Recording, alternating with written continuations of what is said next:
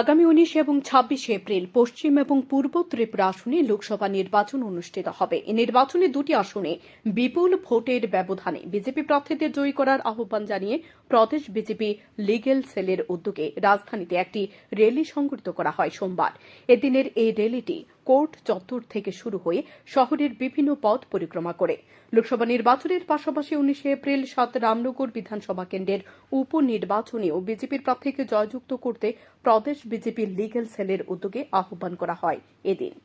প্রধানমন্ত্রী নরেন্দ্র ভাই দামোদর দাস মোদী এবং আমাদের মাননীয় মুখ্যমন্ত্রী ডক্টর মানিক শাহর নেতৃত্বে যেভাবে রাজ্যের উন্নয়ন চলছে তাকে ত্বরান্বিত করার লক্ষ্যে আজকে আমাদের ভারতীয় জনতা পার্টির আইনজীবী সেল এবং বরিষ্ঠ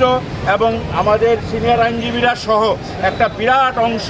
একটা দেখছেন আজকে আমরা সামিল হয়েছি, রাজপথে নেমেছি যে আগামী দিনে যে আগামী 19 এপ্রিল এবং 26 April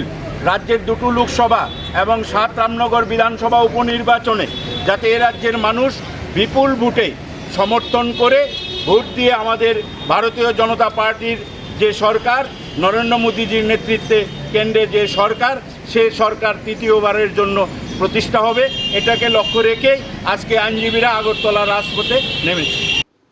bureau report, news daily Bharat.